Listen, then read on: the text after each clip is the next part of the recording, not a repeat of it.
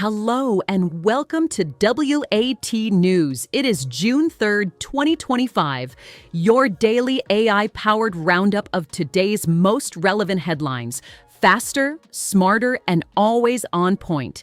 In cybersecurity news, a state-backed Chinese cyber threat group identified as APT41 has been manipulating Google Calendar via a malware called Tough Progress. This malware was hosted on a compromised government website and used for command and control operations against several other governmental bodies.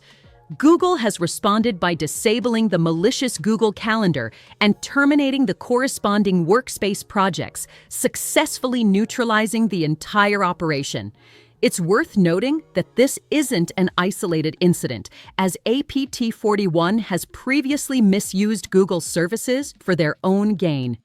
Researchers have discovered a security vulnerability in Microsoft's OneDrive file picker. This flaw could potentially allow websites to access a user's full cloud storage contents. The problem originates from the excessive permissions that the OneDrive file picker requests. Although Microsoft has acknowledged the issue, a solution has not yet been provided. The company underscores the importance of ongoing vigilance in OAuth scope management, regular security assessments, and proactive monitoring to protect user data. Microsoft has thanked Oasis Security for their responsible disclosure of the issue and their partnership. In the ongoing fight against cybercrime, law enforcement agencies have successfully disabled approximately 300 servers worldwide, deactivated 650 domains, and issued arrest warrants for 20 individuals. This operation, dubbed Operation Endgame, began in May 2024 and specifically targets services and infrastructures that facilitate or directly enable ransomware attacks. According to Europol, the recent phase of the operation focused on new malware variants and successor groups that have emerged following last year's takedowns. These groups include Bumblebee, Lactrodectus, Quackbot, Hijack Loader, Danabot, Trickbot, and Warn Cookie. This initiative is part of a broader effort to address the escalating global threat of cybercrime. In technology news, Polish video game developer CD Projekt Red has confirmed early-stage development of a new addition to the Witcher series. Although not a direct sequel to The Witcher 3: Wild Hunt, the upcoming game will be set in the same universe. The company has yet to announce an official title or launch date. In a strategic shift, CD Projekt Red plans to develop the new Witcher game using the Unreal Engine 5 in partnership with Epic Games. This departs from their previous use of the in-house Red Engine. Further updates on this eagerly anticipated game are expected in due course. The upcoming Sony State of Play event is set to broadcast on June 4th, 2025 at 2 p.m. PT, 5 p.m. ET, and 10 p.m. BST. The event, expected to last approximately 40 minutes, will be streamed on platforms such as YouTube and Twitch in English. Although the specific content has yet to be disclosed, it's anticipated that gameplay will be featured. Since its inception in 2019, the State of Play series has been a platform for Sony to unveil major games and disclose key details, including the initial presentation of Saros. Fans and gaming enthusiasts are eagerly looking forward to what Sony will showcase at the upcoming event. The highly awaited Nintendo Switch 2 console has an exciting lineup of exclusive games. Among these are The Legend of Zelda, Breath of the Wild 2, Super Mario Odyssey 2, and Metroid Prime 4. Although release dates for these games are yet to be confirmed, they are anticipated to be part of the Nintendo Switch 2 launch. Additional games exclusive to the new console include Bayonetta 3, Splatoon 3, and Pokémon Legends Arceus. The Nintendo Switch 2 is speculated to feature improved graphics capabilities, which could potentially enhance the visual appeal and immersive quality of these games. The new console and its exclusive games are poised to make a significant impact in the gaming industry. In politics news, in Culpeper County, Virginia, Residents are expressing dismay over President Trump's recent pardon of former Sheriff Scott Jenkins. Jenkins was convicted of accepting over $75,000 in bribes in exchange for appointing individuals as auxiliary deputy sheriffs, granting them law enforcement badges without proper vetting. Despite the county's strong support for Trump in past elections, many locals view the pardon as a betrayal of justice and a disregard for the rule of law. Trump defended his decision on Truth Social, labeling Jenkins a victim of political persecution by the radical left. The pardon has sparked broader concerns about the politicization of presidential clemency powers and their impact on public trust in the justice system. House Republicans have introduced the One Big Beautiful Bill Act, a comprehensive tax and spending proposal that includes significant changes to electric vehicle EV incentives. The bill proposes phasing out the $7,500 federal tax credit for new EVs, with most automakers losing eligibility after December 31st, 2025, except for those that have sold fewer than 200,000 qualifying vehicles. Additionally, a $4,000 credit for used EVs would be eliminated at the end of 2025. The legislation also introduces a new annual fee of $250 for EV owners, intended to compensate for lost gas tax revenue. Critics argue that these measures could hinder EV adoption and undermine efforts to combat climate change. Notably, Elon Musk has publicly criticized the bill, calling it a disgusting abomination, citing potential negative impacts on Tesla and the broader clean energy sector. The bill has passed the House and is now under consideration in the Senate, where it faces potential amendments and significant debate. In a bold political move, the Democratic National Committee, DNC, parked a taco truck outside the Republican National Committee, RNC, headquarters in Washington, D.C., to satirize former President Donald Trump's tariff policies. The truck, adorned with images of Trump in a chicken suit and the acronym TACO, standing for Trump Always Chickens Out, served free tacos to passersby. This acronym, coined by Wall Street analysts, critiques Trump's pattern of announcing tariffs and subsequently retracting them, suggesting a lack of consistency in his trade strategies. DNC Chair Ken Martin commented on the stunt, stating, "Trump always chickens out. We're just bringing the tacos to match," highlighting their view that his trade policies adversely affect working families and small businesses. The RNC responded dismissively, with Communications Director Zach Parkinson remarking, "A taco truck? Are they going to be giving out free vasectomies again too?" This event underscores the ongoing partisan tensions and the use of creative tactics in political discourse. Let's head over to Jessica for the remaining top stories. Jessica, over to you. Heather, thank you. Hello, everyone. Let's dive into the remaining top stories. In business news, in the realm of women's college sports, the Women's College World Series title is set for a noteworthy showdown between two Texas Titans, Texas and Texas Tech.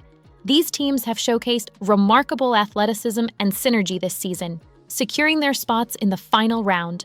The triumph will not only denote a major accomplishment for the victorious team, but also signify a proud moment for the state of Texas. Fans and sports aficionados are keenly awaiting this high-stakes game, predicted to attract a substantial audience. The result of this match will indubitably add to the illustrious history of women's college sports. The Carolina Hurricanes, a professional ice hockey team, is grappling with challenges that could be impeding their success, according to Forbes. The main concern lies in the team's low ticket prices, which are some of the lowest in the National Hockey League. Although these affordable prices make games more accessible to fans, they also restrict revenue for the team. This could affect the budget available for player salaries and other team resources, potentially influencing the team's performance. Some suggest that increasing ticket prices could alleviate these issues, but it's essential to bear in mind the potential negative reaction from fans. The Hurricanes are tasked with finding a balance between financial stability and preserving their fan base. President Donald Trump has proposed legislation that could alter Medicaid, potentially affecting over 7 million Americans. This bill, designed to reform the U.S. healthcare system, has encountered opposition from several advocacy groups and medical professionals. They warn that these changes could lead to millions of low-income individuals and families losing their healthcare coverage. The proposed legislation also suggests capping federal funding, a move that could fundamentally change the federal-state partnership of Medicaid. Supporters argue that the bill would grant states more flexibility, while critics warn it could result in significant modifications to state Medicaid programs. The bill is currently awaiting Congress's decision. In entertainment news, the debut novel A Family Matter by Claire Lynch delves into the life of a woman forced to reevaluate her past after discovering her mother lost custody due to homophobia in the 1980s. The narrative alternates between 1982 and the present, focusing on the protagonist, Maggie. She is unaware of her parents' historical conflict, only knowing that her mother, Dawn, left and her father, Heron, remained. Upon discovering old court papers during Heron's Swedish death cleaning process, Maggie learns the truth about her mother's departure. This revelation prompts a reassessment of her childhood and the circumstances of her mother's absence. Ellis Howard's new series, focusing on a working-class teenager named Byron, who aspires for a different life, kicks off with an impressive opening episode.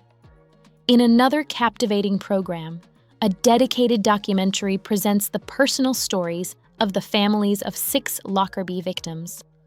The life and career of Edna O'Brien are also spotlighted in the documentary H.R. Blue Road, The Edna O'Brien Story. Lubina Himid, the first Black woman to clinch the Turner Prize and known as a groundbreaking artist, is featured in an episode hosted by Kate Bryan at Himid's residence in Preston. Lastly, Simon Wardell in The Loop adds a touch of comedy to the lineup, cleverly combining elements from The Thick of It and Veep. A television series, What It Feels Like for a Girl, is being hailed as audaciously bold, yet unnerving in its presentation.